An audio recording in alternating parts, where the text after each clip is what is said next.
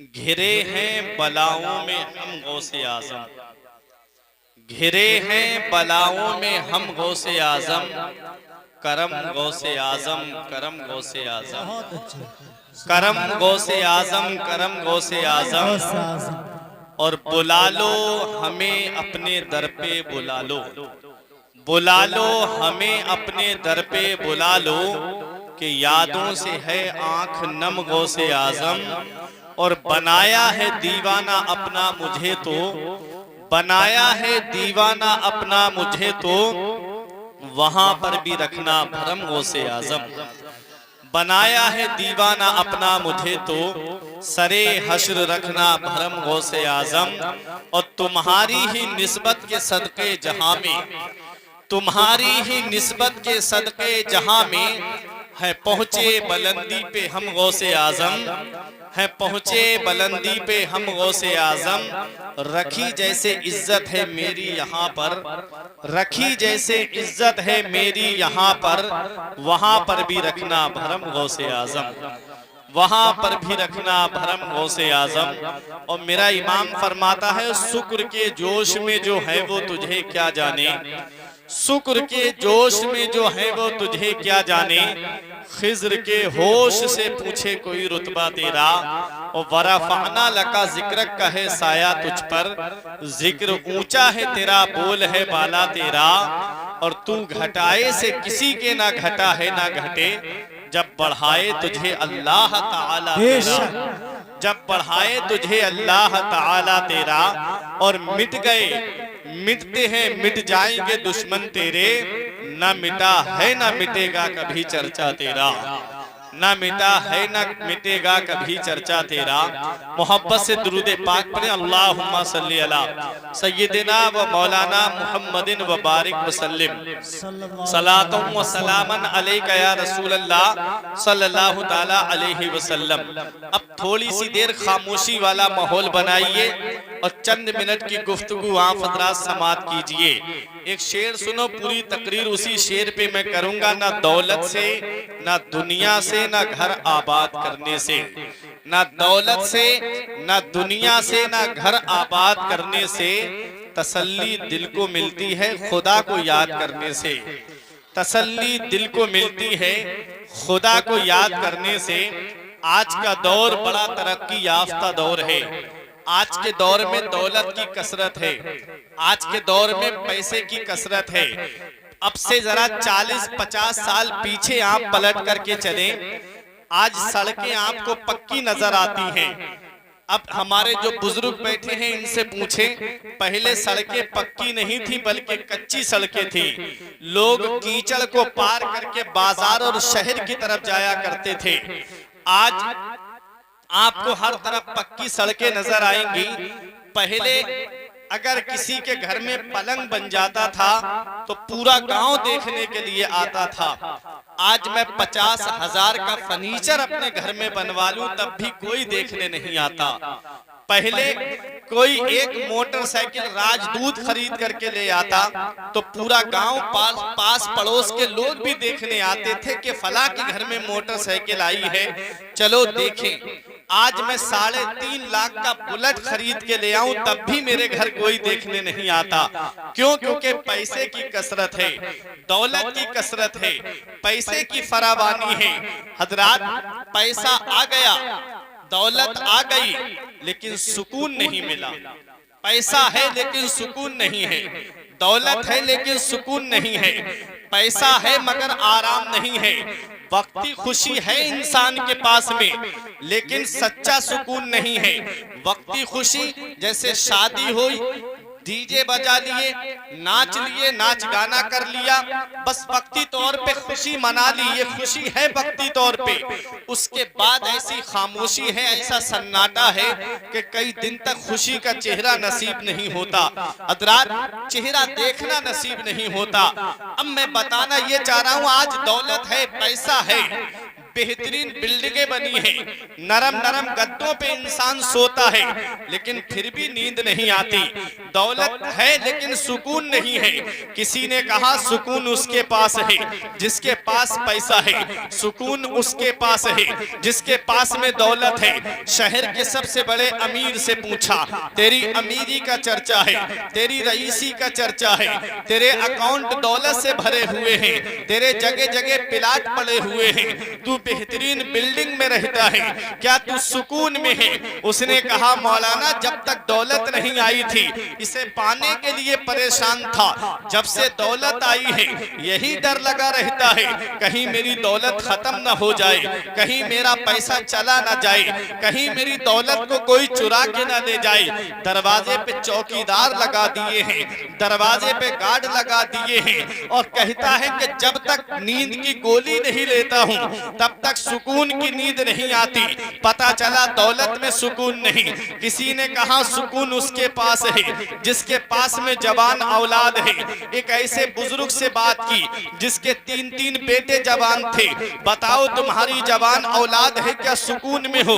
उसने कहा मौलाना जब तक औलाद नहीं थी मजारों की खाक छान दी थी, आस्थानों की खाक छान दी थी, कोई पीर नहीं छोड़ा जिससे औलाद के लिए दुआ ना कराई, कोई आलिम नहीं छोड़ा जिससे औलाद के लिए दुआ ना कराई। और जब से मेरी औलाद जवान हुई है और जब से ये मोबाइल चला है तो अब तो मेरी औलाद खून में लगी रहती है। कभी कभी इस औलाद की वजह से बदनामी की दहलीज तक पहुंच जाता हूं। पता चला औलाद में सुकून नहीं। किसी ने कहा सुकून उसके पास है जिसके पास में कुर्सी है, जिसके पास में पावर है, जो हुकूमत की कुर्सी पे बैठा है। शहर के सबसे बड़े लीडर से पूछा तेरे पास में पावर है, इक्तिदार है, तू हुकूमत की कुर्सी पे बैठा है, बता क्या तू सुकून में है? उसने कहा जब तक कुर्सी नहीं आई थी इसे पाने के लिए परेशान था और जब से कुर्सी आई है इसे बचाने के लिए परेशान हूँ। कहीं 5 साल के बाद कोई और इस कुर्सी पे ना बैठ जाए, कहीं ये कुर्सी 5 साल के बाद किसी और के पास ना चली जाए। पता चला दौलत में सुकून नहीं, पता चला इक्तिदार में सुकून नहीं, पता चला पावर में सुकून नहीं, पता चला औलाद में सुकून नहीं, पता चला हुकूमत की कुर्सी पे सुकून नहीं। तो ऐ राघोपुर के जिंदा दिल मुसलमानों सुकून है कहाँ? तो आओ कुरान से पूछते हैं। हर चीज का बयान कुरान के अंदर मौजूद है, हर चीज का जिक्र कुरान के अंदर मौजूद है। हमने कुरान से कहा एक कुरान तू बता, औलाद में सुकून नहीं मिला, दौलत में सुकून नहीं मिला, पावर में सुकून नहीं मिला, पैसे में सुकून नहीं मिला, नरम नरम गद्दों पे सुकून नहीं मिला और अपनी बेहतरीन बिल्डिंगों में रहने के बावजूद सुकून नहीं मिला। एक कुरान तू बता सुकून है कहाँ? तो कुरान जवाब देता है अला कान खोल के सुन लो, दौलत में सुकून नहीं, पावर में सुकून नहीं, इक्तिदार में सुकून नहीं, हुकूमत की कुर्सी पे सुकून नहीं, बेज़िक्रिल्लाहि तत्मइन्नुल कुलूब। कान खोल के सुन लो, दिलों को चैन मिलता है तो अल्लाह के जिक्र से मिलता है, दिलों को आराम मिलता है तो अल्लाह के जिक्र से मिलता है। ना दौलत से, ना दुनिया से, ना घर आबाद करने से, ना दौलत से, ना दुनिया से, ना घर आबाद करने से तसल्ली दिल को मिलती है खुदा को याद करने से। नारे तकबीर, नारे रिसालत, मसलक आला हजरत जश्न गौसे आज़म अल्लामा फुरकान मंजरी साहब किबला, मुसलमान राघोपुर अरकान कमेटी, माशाअल्लाह सुभान। दिलों को चैन अल्लाह के जिक्र से मिलता है, दिलों को आराम अल्लाह के जिक्र से मिलता है, दिलों को राहत अल्लाह के जिक्र से मिलती है। हज़रात बहुत गौर से सुनिएगा, एक भी जुमला मिस नहीं होना चाहिए, पूरा मफहूम आपके जहन से निकल जाएगा। दिलों को चैन अल्लाह के जिक्र से मिलता है, लेकिन मिलता क्यों है? आज अपना अपना इलाज करके जाओ इस जलसे से। इंसान को अल्लाह ने पैदा किया है तो 2 चीजों से मुरक्कब किया है, एक है जिस्म और एक है रूह। जिस्म को अल्लाह ने 4 चीजों से पैदा किया है, आग, पानी, मिट्टी, हवा। यही वजह है कि जब इंसान बीमार पड़ता है तो उसका इलाज दवा के जरिए होता है।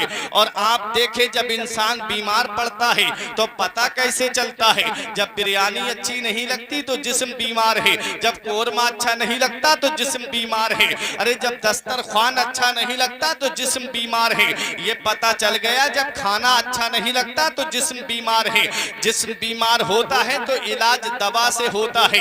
बड़े से बड़े डॉक्टर से आप पूछ ले, चाहे MBBS हो चाहे सर्जन हो, कोई भी डॉक्टर हो, वो बताएगा कोई भी दवा हो उसके अंदर डायरेक्ट या इनडायरेक्ट, बिला वास्ता या बिल वास्ता, इन 4 चीजों में से कोई ना कोई चीज मिली हुई जरूर होगी, तभी इंसान के जिस्म का इलाज हो सकता है। चाहे उसके अंदर पानी मिला हो, चाहे उसके अंदर हवा की आमेजिश हो, चाहे उसके अंदर आग की आमेजिश हो, चाहे उस दवा के अंदर मिट्टी की आमेजिश हो, जब तक इन 4 चीजों में से कोई ना कोई चीज मिलेगी नहीं तब तक इंसान का इलाज नहीं हो सकता। हजरात, ये पता चल गया जिस्म बीमार होता है तो इलाज दवा से हो जाता है, और जिस्म जब बीमार होता है तो पता कैसे चलता है, जब खाना अच्छा नहीं लगता तो जिस्म बीमार है, और जब रूह बीमार होती है तो उसका पता कैसे चलता है। अब आप कहोगे मौलाना कैसी बात कर रहे हैं, एक वजूद है और उसमें 2 चीजें बीमार पड़ रही हैं, जिस्म अलग बीमार हो रहा है, रूह अलग बीमार हो रही है। हाँ रागोपुर वालों, अपनी दिल की तख्ती पे लिख करके ले जाओ, मैं दोनों चीजें साबित करके जा रहा हूँ। जिस्म अलग बीमार होता है, रूह अलग बीमार होती है।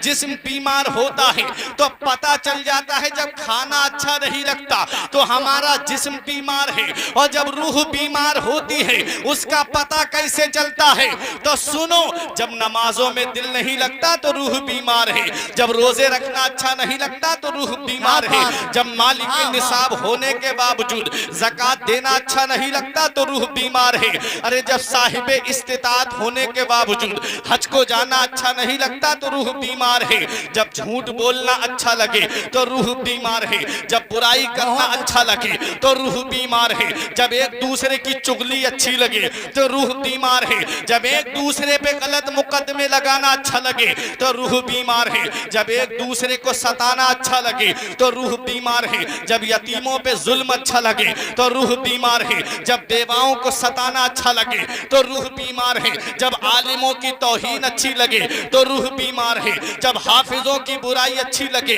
तो रूह बीमार है। अरे जब मदरसे और मस्जिद के ऊपर खुराफात करना अच्छा लगे तो रूह बीमार है, जब झूठ अच्छा लगे तो रूह बीमार है। अरे जब सदाकत अच्छी ना लगे तो रूह बीमार है, जब अदालत अच्छी ना लगे तो रूह बीमार है, जब जज्बा सखावत में मजा ना आए तो रूह बीमार है, जब जज्बा शुजाअत अच्छी ना लगे तो रूह बीमार है। अरे राघोपुर वालों, जब जिस्म बीमार होता है तो इलाज दवा से होता है, और जब रूह बीमार होती है उसका इलाज कैसे होता है, तो ये भी कुरान से पूछते हैं, ऐ कुरान तू बता, जब रूह बीमार होती है तो उसका इलाज कैसे होता है, तो कुरान जवाब देता है। 15वां पारा खोल के देखो, रब इरशाद फरमाता है, वयसअलूनका अनिर रूह कुल रूह मिन अम्रि रब्बी, वो आपसे रूह के बारे में पूछ रहे हैं, आप फरमा दो रूह तो हुक्म रब का नाम है, रूह का ताल्लुक परवरदिगारे आलम से है,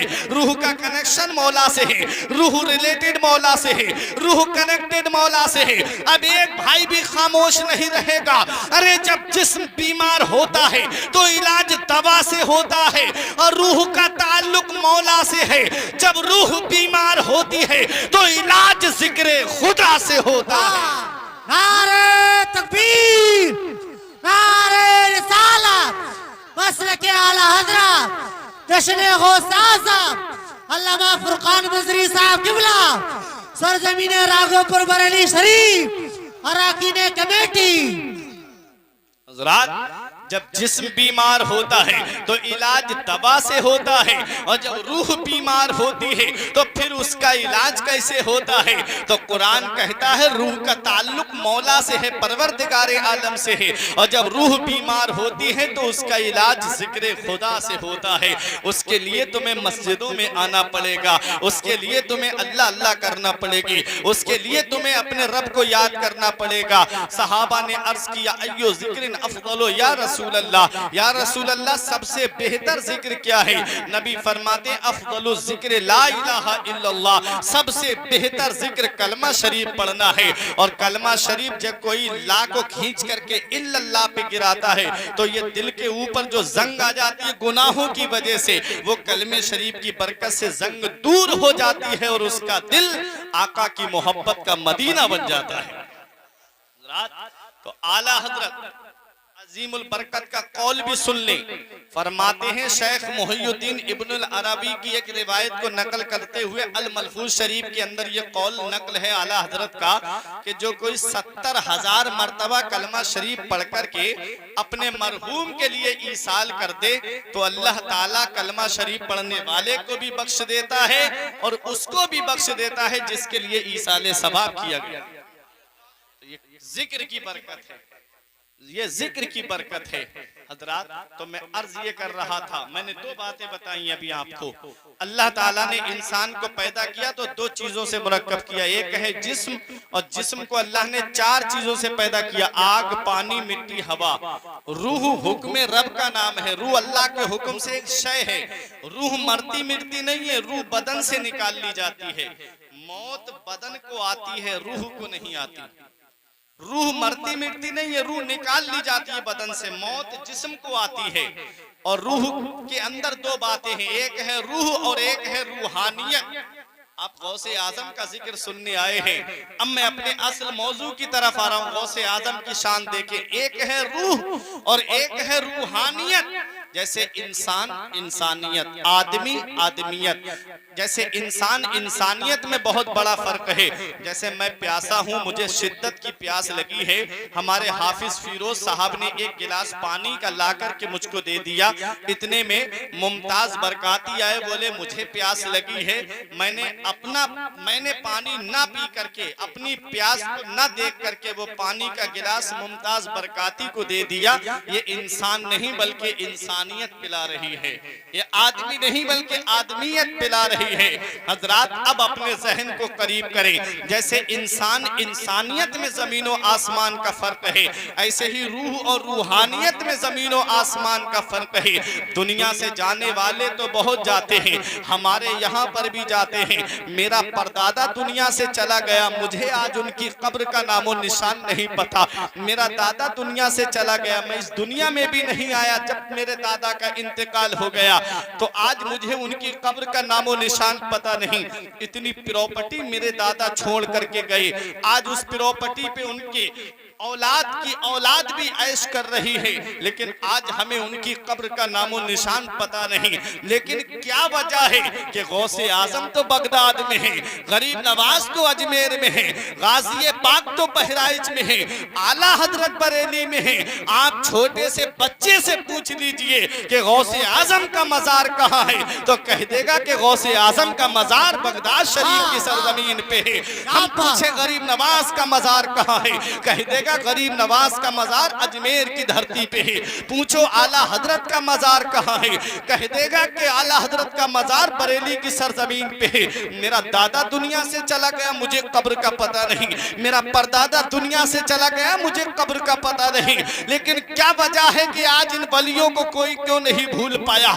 जब भी 11वीं शरीफ का महीना आता है, राघोपुर की सरजमीन पे गौसे आजम का जिक्र ये कमेटी वाले सजा लेते हैं और आप गौसे आजम का जिक्र सुनने के लिए आ जाते हैं। क्या वजह है? दुनिया से जाने वाले तो बहुत हैं, बाप मर जाए बेटा भुला देता है, बीबी मर जाए शौहर भुला देता है, शौहर मर जाए बीबी भुला देती है, भाई मर जाए बहन भुला देती है, बहन दुनिया से चली जाए भाई भुला देता है, पड़ोसी मर जाए पड़ोसी भुला देता है, दोस्त मर जाए दोस्त भुला देता है, रिश्तेदार मर जाए तो रिश्तेदार भुला देता है।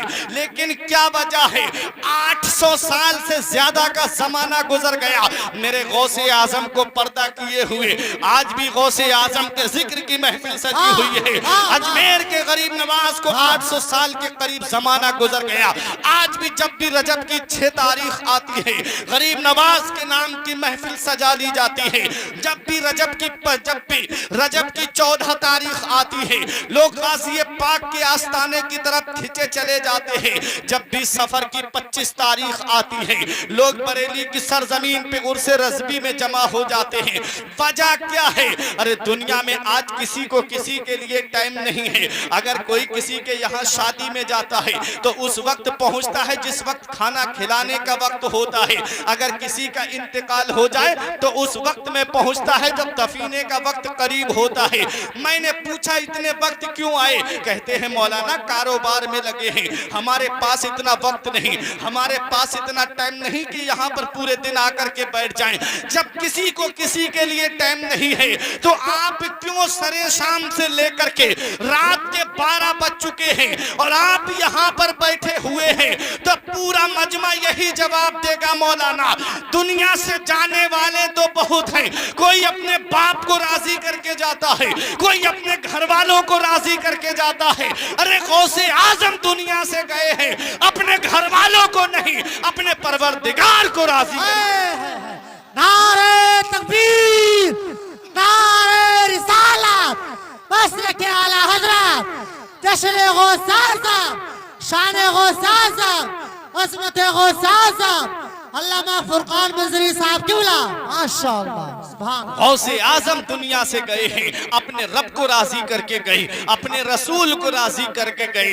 परवरदिगार ने उनका नाम अंधेरे में नहीं रहने दिया, बल्कि तमाम लोगों के दिलों में गौसे आजम का नाम डाल दिया, तमाम लोगों के दिलों में गरीब नवाज का नाम डाल दिया। यही वजह है कि हम गौस की महफिल सजाते हैं, यही वजह है कि हम गरीब नवाज की महफिल सजाते हैं। कौन गौसे आजम है? वो गौसे आजम आज हमारे यहाँ के भी नौजवान हैं। आज गौसे आजम की हिस्ट्री सुनते चलो, आज गौसे आजम की तारीख सुनते चलो। कौन गौसे आजम है?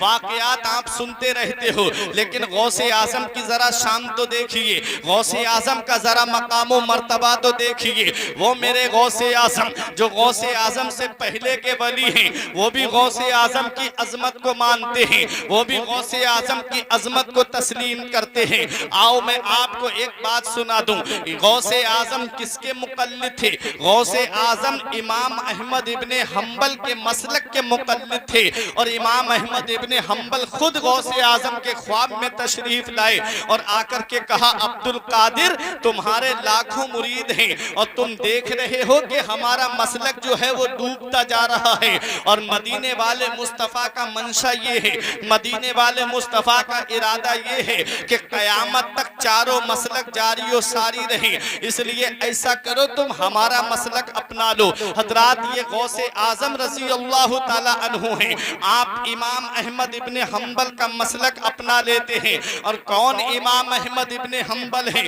ये वो इमाम अहमद इब्ने हम्बल हैं। तारीख बताती है कि 241 हिजरी में इमाम अहमद इब्ने हम्बल का विसाल हुआ है। कितने? 241 हिजरी में। और 230 साल के बाद में इमाम अहमद इब्ने हम्बल की कब्र खुल जाती है। पानी आया, नदी का पानी आया, और आने की वजह से कब्र के करीब मिट्टी करते करते वो कब्र खुल जाती है। किसकी? इमाम अहमद इब्ने हम्बल की। शरीयत के 4 इमाम हैं। एक इमाम का नाम इमाम आजम अबू हनीफा है, एक इमाम इमाम शाफई है, एक इमाम इमाम मालिक है, और चौथे इमाम इमाम अहमद इब्ने हम्बल हैं। हम जिस इमाम की पैरवी करते हैं मसाइल में, शरीयत में, वो हजरत इमाम आजम अबू हनीफा हैं। और गौसे आजम जिस इमाम के मुकल्लिद थे उस इमाम का नाम इमाम अहमद इब्ने हम्बल है। आप इमाम अहमद इब्ने हम्बल की शान सुन लो, फिर गौसे आजम का मकाम व मर्तबा देखना कि इमाम अहमद इब्ने हम्बल ने गौसे आजम के बारे में क्या कहा है। इमाम अहमद इब्ने हम्बल ने 241 हिजरी में इस दुनिया से पर्दा किया, और 230 साल के बाद में इमाम अहमद इब्ने हम्बल की कब्र खुल जाती है। कितने? 230 साल के बाद में कब्र खुली, और जब कब्र खुली तो हजारों लोगों ने देखा, उनकी आंखें खुली की खुली रह गई कि 230 साल के बाद भी इमाम अहमद इब्ने हम्बल का जिस्म सलामत था, और आपके कफन के ऊपर मिट्टी का दाग भी नहीं लगा था।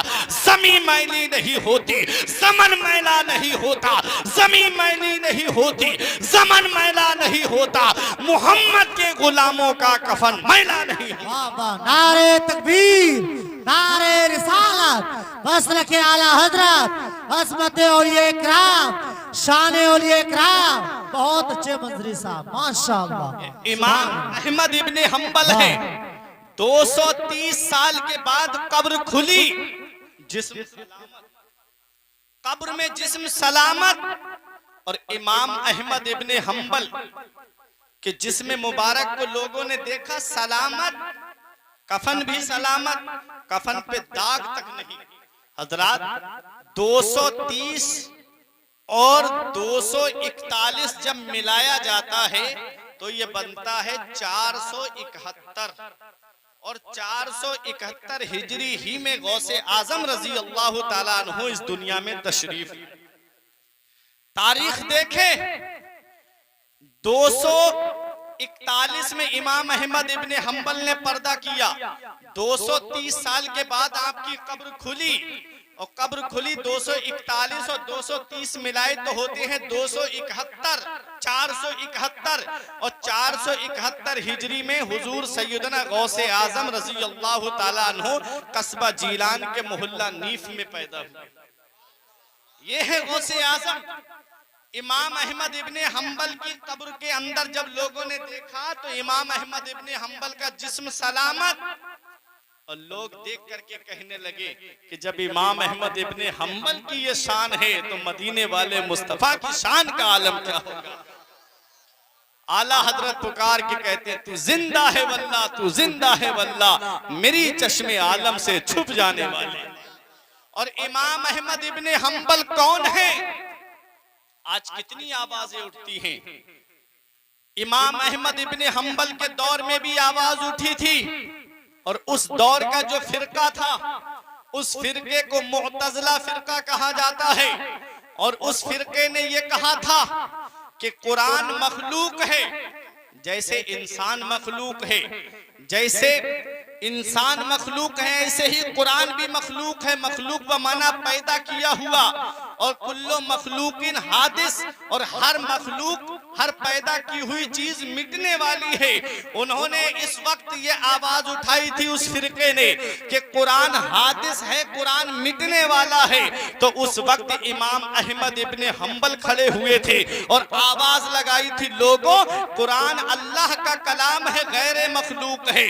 कुरान अल्लाह का कलाम है, मिटने वाला नहीं है। हजराते किरामी, उस वक्त जो उस फिरके की पुष्ट पनाही कर रही थी, उस वक्त वहां की हुकूमत कर रही थी। जैसे आज नबी की जात पे हमला हो रहा है, और जैसे आज मेरे नबी की नामूस पे हमला हो रहा है, जैसे आज मेरे नबी की शान में गुस्ताखियां की जा रही हैं, और हुकूमत उनकी पुष्ट पनाही कर रही है, हुकूमत उनको सपोर्ट दे रही है।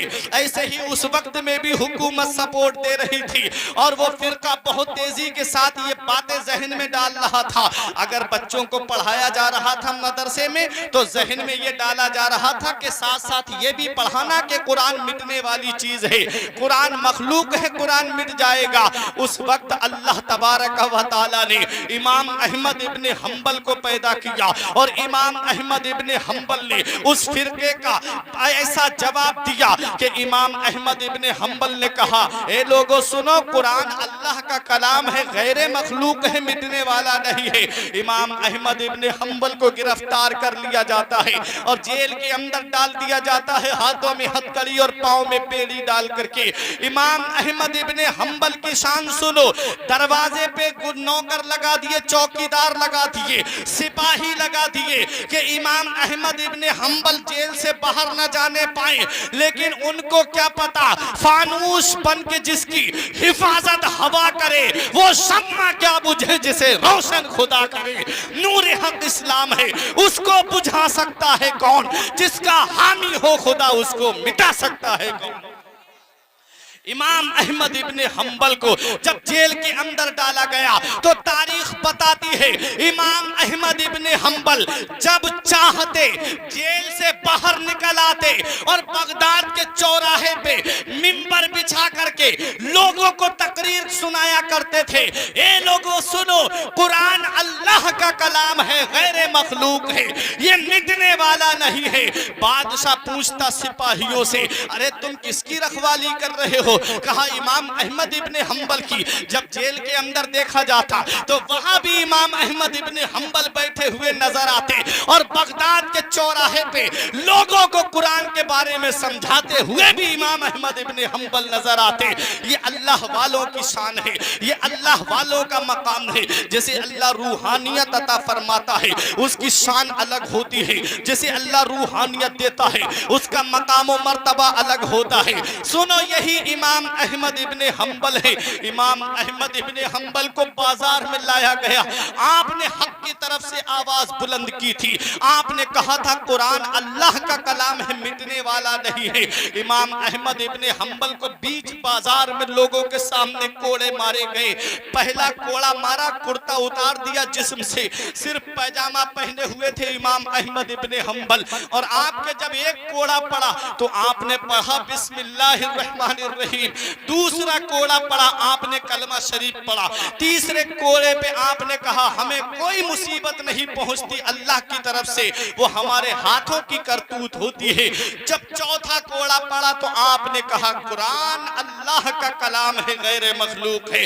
हर कोड़े पे आप कहते थे कुरान अल्लाह का कलाम है, गैर मखलूक है। 32 या 27 कोड़े इमाम अहमद इब्ने हम्बल के जिस्म पर मारे गए। और जब आखिरी कोड़ा जिस्म पे मारा जा रहा था तो वो आपके पैजामे के कमरबंद पे लग गया, जिसकी वजह से कमरबंद टूट गया और करीब था कि आपका पैजामा नीचे आ जाता। इमाम अहमद इब्ने हम्बल का पावर देखो। इमाम अहमद इब्ने हम्बल हाथ दुआ के लिए उठाते हैं, मौला मैंने तेरे बंदों को कयामत में रुसवा होने से बचाया है, ए मेरे मौला मुझे लोगों के सामने रुसवाई से बचा ले, मौला मेरा पैजामा नीचे उतरने न पाए। इमाम अहमद इब्ने हम्बल ने दुआ की। तारीख बताती है कि इमाम अहमद इब्ने हम्बल का पैजामा ऊपर की जानिब बढ़ने लगा और ऐसे कमर से चिपक गया जैसे आज फेविकोल से कोई चीज चिपका दी जाती है। पता चला जो रब की रजा के लिए कदम उठाता है, जो रब की रजा के लिए आवाज बुलंद करता है, जो हक के लिए आवाज उठाता है, परवरदिगारे आलम उसको रुसवा नहीं होने देता है, उसका मर्तबा दुनिया में भी बढ़ा देता है, उसकी शान कयामत में भी बुलंद। नारे तकबीर, नारे रिसालत, मसलक आला हजरत, जश्न गौस आज़म, शान गौस आज़म, अंजुमन उलमाए ताजुश शरिया, अरकान कमेटी, सरजमीन राघवपुर बरेली शरीफ, अल्लामा फुरकान मंजरी साहब किबला, माशाअल्लाह। ये गौसे आजम की शान में बताने जा रहा हूँ। देखे इमाम अहमद इब्ने हम्बल शरीयत के चौथे इमाम हैं। आपका पैजामा कमर से ऐसे चिपक गया जैसे आज कोई चीज फेविकोल से जोड़ दी जाती है। इमाम अहमद इब्ने हम्बल ने कुरान के लिए आवाज बुलंद की। आज नबी के नामूस पे हमला होता है, बड़े बड़े लोग खानकाहों में खामोश बैठे हैं, कोई आवाज बुलंद नहीं करता। जो आवाज बुलंद करता है उसकी पुष्ट पनाही भी कोई करता हुआ नजर नहीं आता। ये हक वालों की पहचान थी प्यारे मुसलमानों। आज भी अल्हम्दुलिल्लाह हक वाले हैं, अगर वो अपनी आवाज बुलंद कर दे, आज भी वो अगर अपनी खानकाहों से निकल करके आ जाए तो आज भी हुकूमत को अपना रास्ता बदलना पड़ जाएगा। प्यारे मुसलमानों, मैं अर्ज ये कर रहा था इमाम अहमद इब्ने हम्बल। अब गौसे आजम की शान सुनो। इमाम अहमद इब्ने हम्बल रजी अल्लाह ताला अन्हु 241 हिजरी में पर्दा करते हैं और 471 हिजरी में गौसे आजम इस दुनिया में तशरीफ लाते हैं। अब गौसे आजम का मकाम सुनो। गौसे आजम के मुरीद और खलीफा हैं हजरत शेख अली बिन हेती। वो कहते हैं कि गौसे आजम ने एक दिन हमसे कहा चलो बगदाद के कब्रिस्तान में हाजिरी देने चलते हैं। ये कब्रों पे हाजिरी हाजिरी देना ये आला हजरत का तरीका नहीं है, बल्कि ये तरीका तो मदीने वाले मुस्तफ़ा का है। मेरे आका शुहदाए उहुद के मज़ार पे हाजिरी देने के लिए गए थे। गौसे आजम कहते हैं चलो बगदाद के कब्रिस्तान में हाजिरी देने चलते हैं कब्रों पर।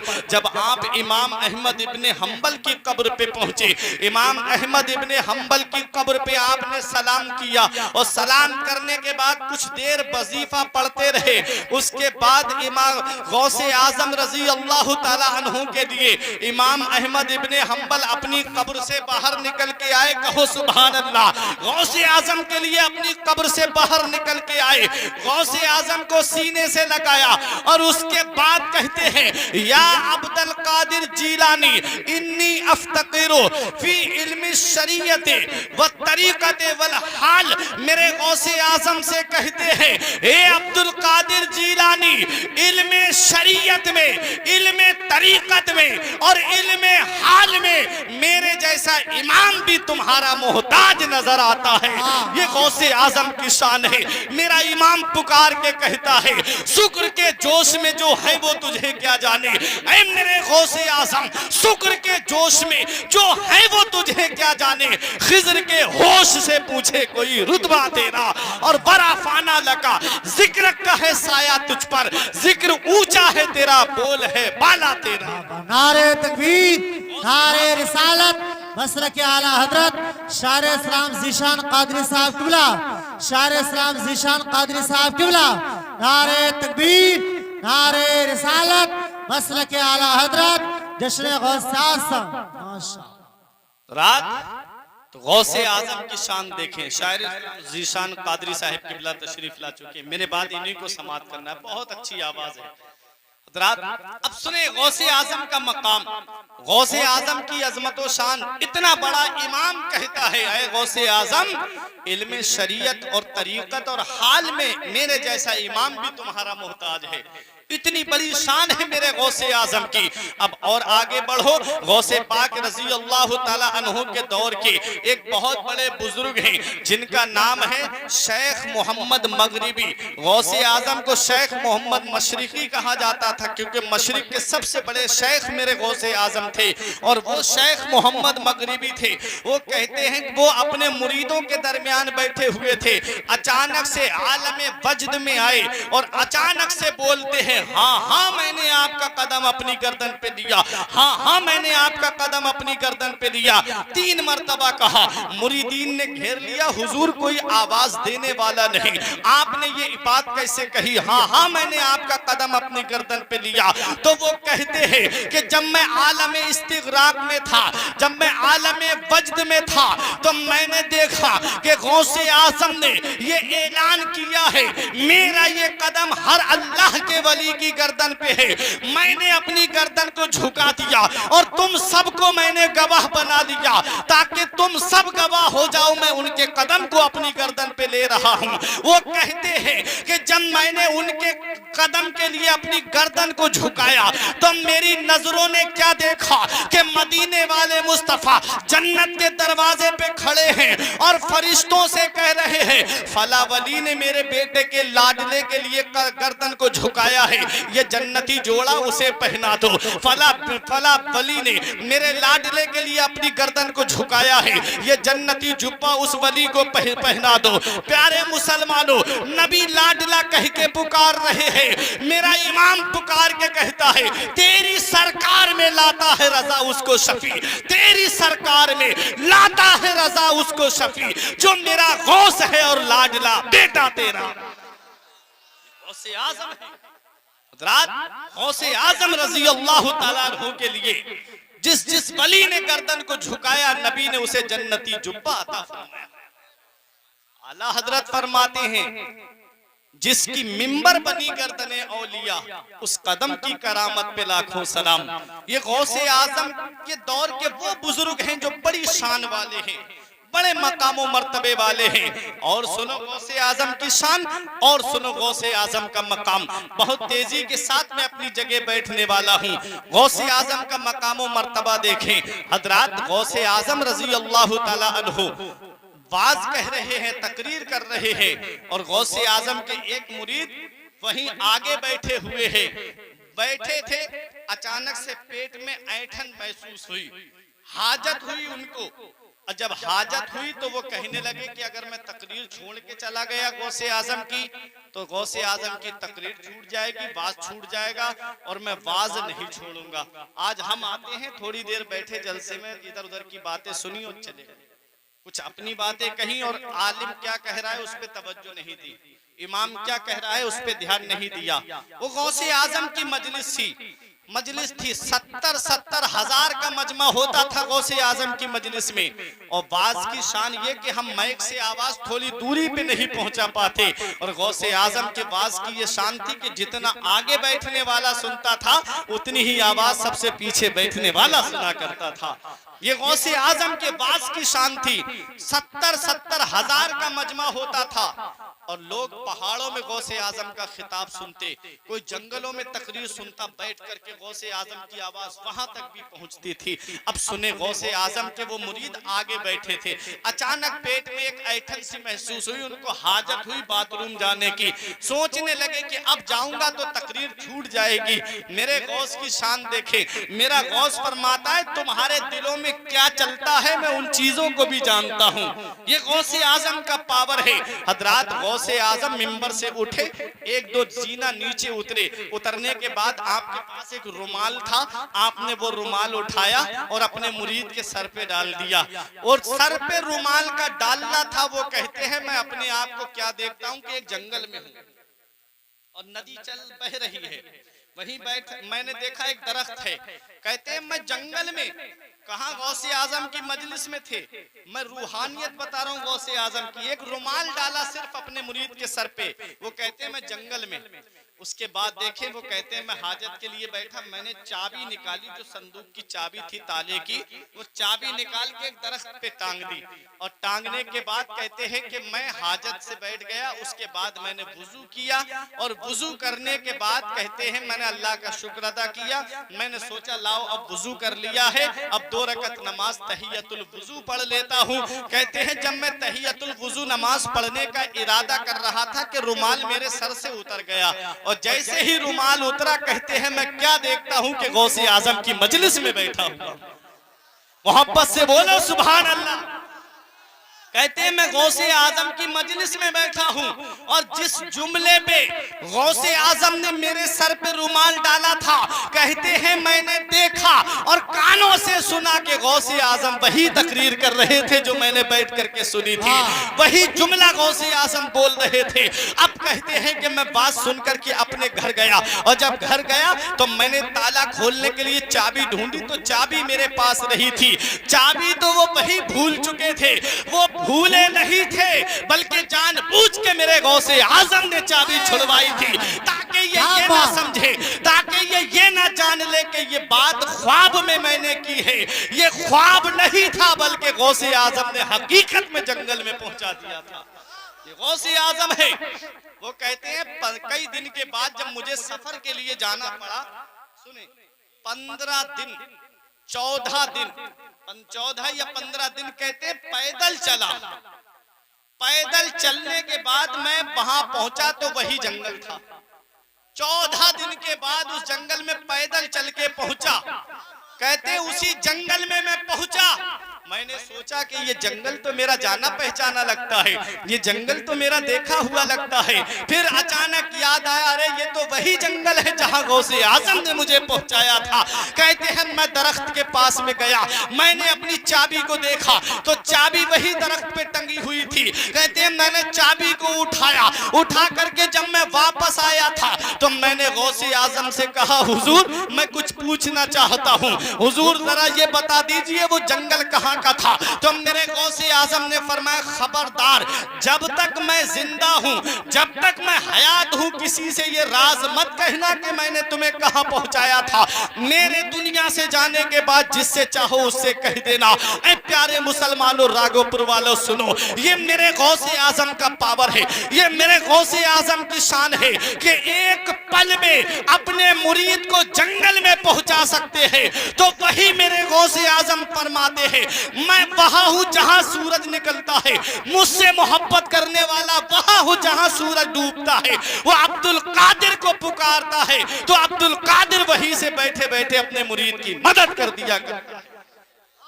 तभी तो जमीले कादरी पुकार के कहते हैं, खुदा के फजल से हम पर है साया गौसे आजम का, खुदा के फजल से हम पर है साया गौसे आजम का, हमें दोनों जहां में है सहारा गौसे आजम का। मुरीदी ला तखफ कहकर तसल्ली दी गुलामों को, मुरीदी ला तखफ कहकर तसल्ली दी गुलामों को, कयामत तक रहे बेखौफ बंदा गौसे आजम का। फरिश्तों रोकते क्यों हो हमें जन्नत में जाने से। इस शेर को हम सुनते हैं मतलब नहीं समझते। फरिश्तों रोकते क्यों हो हमें जन्नत में जाने से। मेरे गौसे आजम ने जहन्नम के दरोगा से पूछा, फरमाते मेरे गौस मैंने जहन्नम के दरोगा से पूछा, ऐ जहन्नम के दरोगा मालिक, क्या मेरा मुरीद या मेरे मुरीदों का मुरीद भी क्या जहन्नम में है? जहन्नम के दरोगा ने कहा, आपका मुरीद और आपके मुरीदों का कोई मुरीद जहन्नम में नहीं। ये गौसे आजम की शान है। मेरे गौस फरमाते हैं कि मेरा कोई भी चाहने वाला, मुझसे कोई भी मोहब्बत करने वाला तब तक नहीं मरेगा जब तक अल्लाह ताला उसे तौबा की तौफीक नहीं दे। इसीलिए हम फख्र से कहते हैं, फरिश्तों रोकते क्यों हो हमें जन्नत में जाने से। ये देखो हाथ में दामन है किसका? गौसे आजम का। ये देखो हाथ में दामन है किसका? गौसे आजम का। हजरात, तो ये मेरे गौसे आजम रजी अल्लाह ताला अन्हु हैं। गौसे आजम को इतना बड़ा मकाम मिला कैसे? गौसे आजम को इतनी बड़ी शान मिली कैसे? गौसे आजम को इतना बड़ा मर्तबा मिला कैसे? गौसे आजम को इतना बड़ा मकामे उज़्मा हासिल कैसे हुआ? तो खुद मेरे गौस फरमाते हैं, दरस्तुल इल्म हत्ता सिरतु कुतबा, मैंने इल्म हासिल किया, अल्लाह ने मुझे कुतुब बना दिया। मैंने पहले तालीम हासिल की, पहले इल्म हासिल किया, अल्लाह ने मुझे कुतुब बना दिया। पता चला सरदारी इल्म से मिलती है, बुलंद रुतबा इल्म से मिलता है, बुलंद मकाम इल्म से मिलता है, बुलंद शान इल्म से मिलती है। तो बुलंद मकाम इल्म से मिलता है। हमें भी चाहिए कि इल्म हासिल करें। हमारी जिंदगी गुजर गई, हमारी उम्र गुजर गई, तो कम से कम अपने औलाद को तो इस लायक बना के चले जाएं कि हम दुनिया से भी चले जाएं तो हमारी औलाद हमारी कब्र पे खड़े होकर के एक नबी की बारगाह में दुरूद शरीफ पढ़ के या कुरान की कोई आयत पढ़ करके हमारे लिए ईसाले सवाब कर दे, ताकि ये हमारे लिए बख्शिश का जरिया बन जाए, ताकि यही हमारे लिए मगफिरत का जरिया बन जाए। अपनी औलाद को तो इस हाल में छोड़ करके जाएं। आज हम ये तो देखते हैं गौसे आजम को बहुत बड़ी शान मिली, बहुत बड़ा मकाम मिला, लेकिन गौसे आजम की हिस्ट्री पे गौर नहीं करते। मेरे गौस फरमाते, जब मैं तालीम हासिल कर रहा था तो मैंने इतनी परेशानियां उठाई हैं। दरख्तों के पत्ते खा खा करके मैंने गुजारा किया है, दरख्तों की छाले खा खा करके मैंने गुजारा किया है। मेरे गौस फरमाते हैं कि मैंने दौरान तालिब इल्मी बड़ी परेशानियों का सामना किया है, और 25 साल तो मेरे गौस ने मुजाहिदा के दौर में इस हाल में गुजारे हैं कि मेरे गौसे आजम रजी अल्लाह ताला अन्हु फरमाते, न मैं किसी को पहचानता था न कोई मुझे पहचानता था। इस हाल में मेरे गौसे आजम ने अपनी जिंदगी के शब रोज गुजारे हैं। प्यारे मुसलमानों, सच्ची मोहब्बत तो यही है। मेरे गौसे आजम का पैगाम अपने दिल की तख्ती पे लिख करके ले जाओ। अब मैं एक नसीहत और आखिरी पैगाम अपना आपके सामने देकर के अपनी जगह बैठने वाला हूँ। हजरात गिरामी, देखें गौसे आजम रजी अल्लाह ताला अन्हु जब तालीम हासिल करने के लिए जा रहे थे, अपनी माँ से इजाजत ले रहे थे। कितनी 471 या 470 में पैदा हुए और 488 हिजरी में गौसे आजम बगदाद पहुंचे, यानी 18 साल की उम्र थी गौसे आजम की जब बगदाद में आप पहुंचे थे। 18 साल उम्र गौसे आजम की थी और माँ की उम्र 78 साल के करीब थी, यानी 80 के करीब थी। अब मुझे बताओ रागोपुर वालों, जब कोई राग 80 साल पे पहुंचता है, चाहे मर्द हो या औरत हो, तो बताओ बुढ़ापे की किस दहलीज पे होता है। उसके जिस्म की हड्डियां जवाब दे देती हैं, जिस्म की ताकत जवाब दे देती है, जिस्म की कुव्वत जवाब दे देती है। जब 80 साल के करीब इंसान की उम्र होती है तो वो कमजोर हो जाता है, नकाहत के आलम में होता है। गौसे पाक रजी अल्लाह ताला अन्हो अपनी माँ से इजाजत लेके जाते हैं। उस वक्त गौसे आजम की माँ ने ये नहीं कहा मेरे लाल अब तू बुढ़ापे में मुझे छोड़ के जा रहा है, मेरे लाल अब तू बुढ़ापे में मुझे छोड़ करके जा रहा है, तेरे बाद कौन मेरा सहारा बनेगा, मेरे लाल तेरे बाद कौन मेरी रखवाली करेगा, कौन मेरी देखभाल करेगा। ये नहीं कहा मेरे गौस की वालिदा ने, बल्कि ये फरमाया मेरे लाल अगर तू किसी और काम के लिए जाता तो तुझे नहीं जाने देती, तू जा रहा है तो इल्मे दीन हासिल करने के लिए जा रहा है, तू जा रहा है तो नाना की शरीयत को हासिल करने जा रहा है, इसलिए मैं तुझे रोक भी नहीं सकती। बुढ़ापे की आड़ नहीं बनाया अपने बेटे अब्दुल कादिर को, बुढ़ापे की वजह से नहीं रोका अपने बेटे अब्दुल कादिर को और इल्म दीन हासिल करने के लिए जाने दिया। माँ ने ये नहीं कहा बेटा मेरे एहसान तूने भुला दिए, माँ ने ये नहीं कहा मेरे लाल तूने मेरी सारी कुर्बानियां फरामोश कर दी, क्योंकि माँ के इतने एहसान है औलाद के ऊपर। बुजुर्ग फरमाते हैं कि 3 एहसान ऐसे हैं माँ के औलाद के ऊपर कि बेटा पूरी जिंदगी माँ की खिदमत करता रहे तब भी उन एहसानों का बदला औलाद नहीं चुका सकती। सबसे पहला एहसान माँ का ये है औलाद के ऊपर कि उसने 9 महीने तुमको अपने शिकम में रखा। जरा 1-2 किलो का वजन तो अपने पेट पे बांध करके देखना, एक दिन काटना दुश्वार हो जाएगा। उमर फारूक आजम के पास में एक बुढ़िया ने रो करके शिकायत की थी, हुजूर मेरा बेटा मुझे बहुत सताता है, बहुत परेशान करता है बुढ़ापे में। आपने उसके बेटे को बुलाया, बुलाने के बाद उसके पेट पे 2 किलो के करीब वजन का पत्थर बांध दिया और कहा खाना इसी के साथ खाएगा, हाजत से जाएगा तो ये पत्थर तेरे पेट पे रहेगा, शाम को सोएगा तो ये पत्थर तेरे पेट पे रहेगा, अगर पत्थर पेट से हट गया तो तुझे सजा दूंगा। एक रात काटना दुश्वार हो गया, रो के कहता है उमर फारूक आजम से दूसरे दिन आके, हुजूर ये पत्थर हटा दीजिए। उमर फारूक आजम ने वो पत्थर हटाया, थोड़ा और वजन बढ़ा दिया और उस पत्थर को बांध के कहा खबरदार अगर ये पत्थर तेरे पेट से हट गया तो तुझे सजा दूंगा।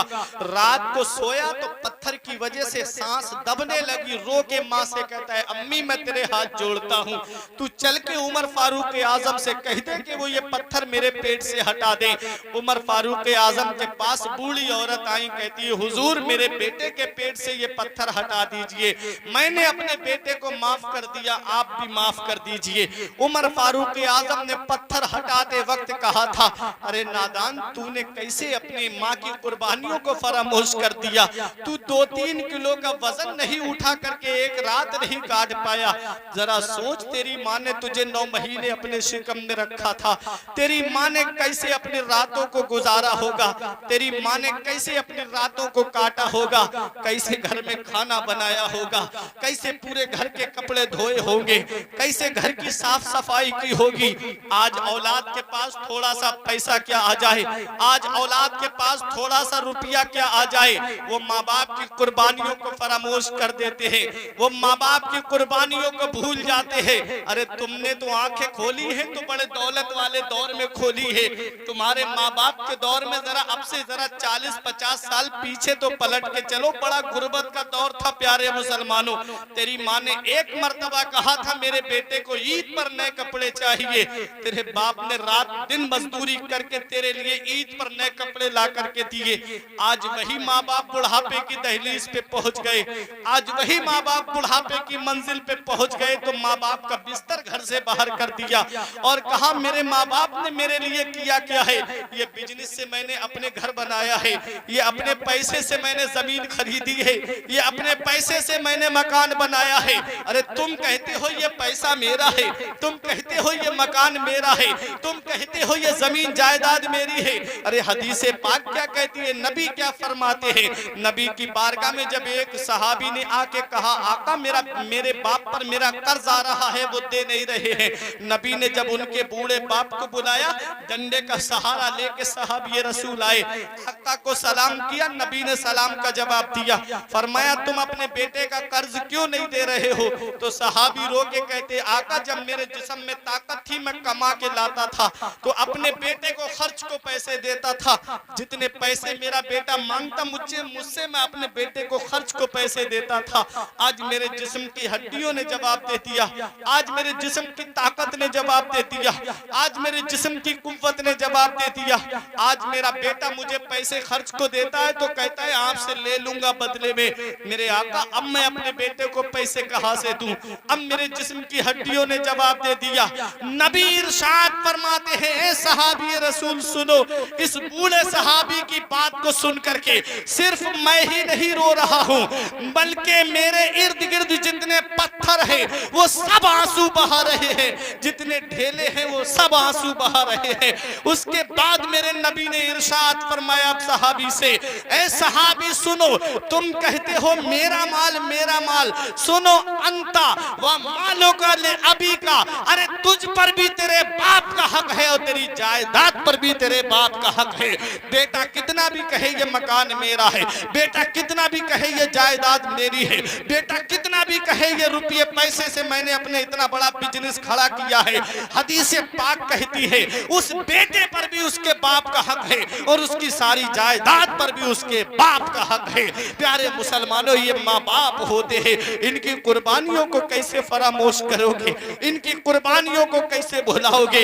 इनकी मोहब्बत का पता तो तब चलता है जब बेटा खुद बाप बनता है, जब खुद की औलाद होती है ना, तब पता चलता है कि माँ बाप कितनी बड़ी दौलत होते हैं, तब पता चलता है कि माँ बाप कितनी बड़ी अजीम नेमत होते हैं। इनकी मोहब्बत का पता तो तब चलता है जब ये साए हमारे सर से उड़ जाते हैं। आज जिस बूढ़े की खांसी हमें अच्छी नहीं लगती, आज जिस माँ का बोलना हमें अच्छा नहीं लगता, प्यारे मुसलमानों, एक दिन आता है कि वो खांसी हमेशा के लिए खत्म हो जाती है, वो आवाज हमेशा के लिए बंद हो जाती है। फिर चिराग लेके भी ढूंढोगे तो माँ बाप जैसी मोहब्बत करने वाली शख्सियतें तुम्हें नहीं मिलेगी, फिर चिराग लेके भी ढूंढोगे तो माँ बाप जैसी प्यार करने वाली शख्सियतें तुम्हें नहीं मिलेगी।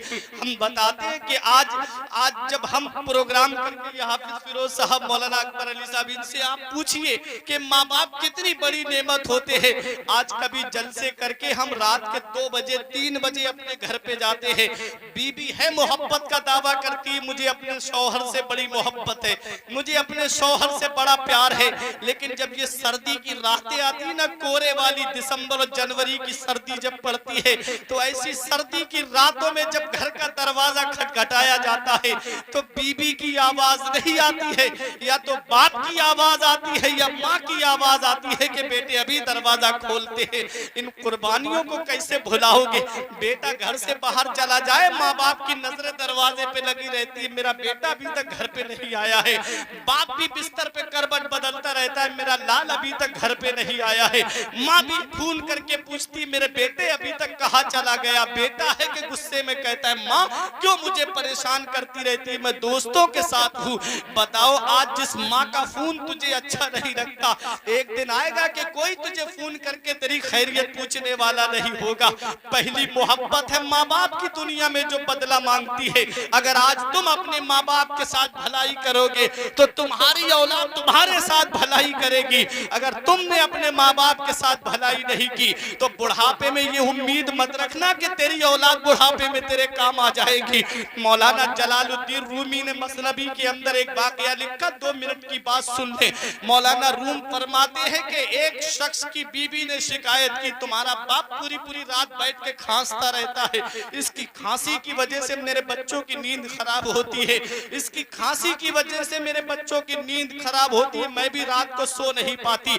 ऐसा करो, इनका बिस्तर वहां कर दो जहां जानवर बनते हैं, जानवरों के बंधने की जगह पे बाप का बिस्तर हो रहा है। बताओ, जिसने इतनी प्रॉपर्टी छोड़ी, जिसने इतना बड़ा मकान अपने बेटे को बना करके दिया, आज वही बेटा बाप को घर से बाहर निकाल रहा है और बाप का बिस्तर वहां कर दिया जहां जानवर बनते हैं, और जब चलने लगा उसका समझदार बेटा था वो भी साथ में चला और अपने बाप का बिस्तर करके कहता है अब्बा इस पे सोना और ये कंबल ओढ़ लेना जब ठंड लगे।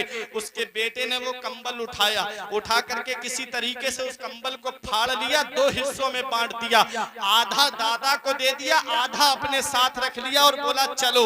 जब चलने लगा तो बाप ने कहा बेटा तूने नया कंबल खराब कर दिया, ऐ मेरे बेटे ये कंबल क्यों फाड़ लिया? तो उस बच्चे ने एक तारीखी जुमला कहा था और मौलाना रूम ने उसका नतीजा निकाला था मसनबी शरीफ के अंदर। बहुत गौर से सुनना और इस पर अमल करना।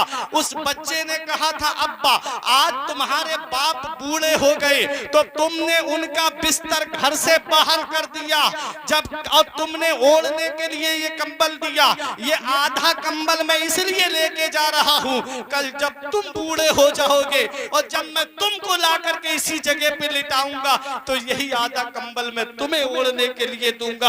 ये पहली मोहब्बत है माँ बाप की दुनिया में जो बदला मांगती है। अगर तुम अपने माँ बाप के साथ भलाई करोगे तो तुम्हारी औलाद तुम्हारे साथ भलाई करेगी। ये माँ बाप अल्लाह की इतनी बड़ी नेमत है, धूप कैसी भी हो साया नहीं खोने देता, धूप कैसी भी हो साया नहीं खोने देता, राह कैसी भी हो बेबस नहीं होने देता, बेच के अपना लहू चाहे वो रोटी लाए, बाप औलाद को भूखा नहीं सोने देता, बेच के अपना लहू चाहे वो रोटी लाए, बाप औलाद को भूखा नहीं सोने देता। नेमत के वक्त वो कोई उजरत नहीं मांगी, दुनिया से कभी हस्बे जरूरत नहीं मांगी। ये माँ का जिगर है कि लहू अपना पिलाकर बेटे से कभी दूध की कीमत नहीं मांगी, बेटे से कभी दूध की कीमत नहीं मांगी। ये माँ बाप है अल्लाह की बहुत बड़ी नेमत है। बुढ़ापे में हयात है तो उनकी खिदमत कर लो। नबी फरमाते हुमा जन्नतों का हुमा नारों का, तेरे माँ बाप तेरे लिए जन्नत भी है और तेरे माँ बाप तेरे लिए जहन्नम भी है। अगर उनकी खिदमत करोगे अल्लाह जन्नत अता फरमाएगा, उनकी नाफरमानी करोगे तो अल्लाह ताला जहन्नम में डालेगा। नबी फरमाते हैं जिससे उसके माँ बाप राजी हैं उससे अल्लाह राजी है, उसका रसूल राजी है, और जिससे उसके माँ बाप नाराज हैं उससे ना अल्लाह राजी है ना उसका रसूल राजी है। तो मेरे प्यारे मुसलमानों में अर्ज ये कर रहा था, माँ के 3 एहसान ऐसे हैं कि बेटा पूरी जिंदगी माँ की खिदमत करे तब भी अपनी माँ का एहसान नहीं उतार सकता। पहला एहसान कि उसने 9 महीने अपने शिकम में रखा।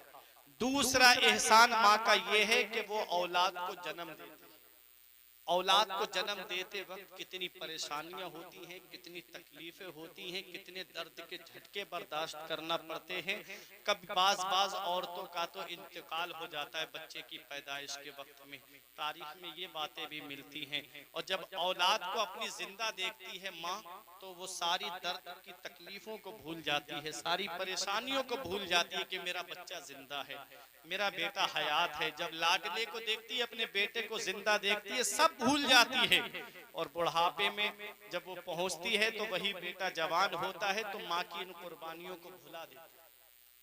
हजरात, तीसरा एहसान माँ का ये है कि वो अपना खूने जिगर दूध की शक्ल में औलाद को पिलाती है।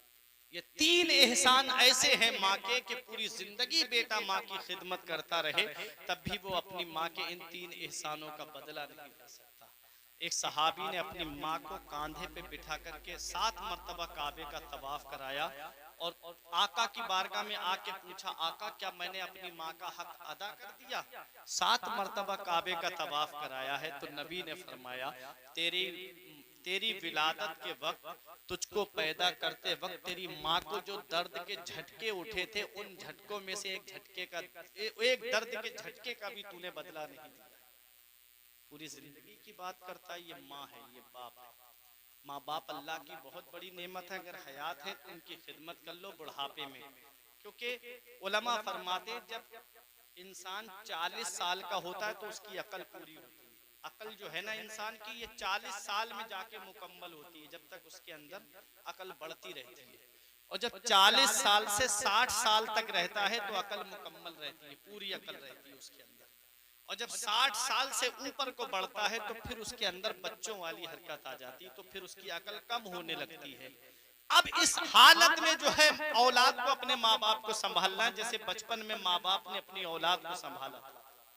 अब इस हाल में अपने माँ बाप को संभालना है, क्योंकि जब बच्चों वाली उनके अंदर आदत आएगी तब अपने माँ बाप को संभालना है, औलाद को। जैसे माँ बाप ने बचपन में अपनी औलाद को संभाला, अगर कोई चीज टूट जाती तो वो दूसरा ला देते, लेकिन औलाद से कुछ नहीं कहते। तो प्यारे मुसलमानों, गौसे आजम इल्म हासिल करने गए तो माँ से पूछ के गए, माँ चला जाऊं इल्म हासिल करने? माँ ने ये नहीं कहा बेटा बुढ़ापे में छोड़ के जा रहे, 78 साल की उम्र माँ की हो गई।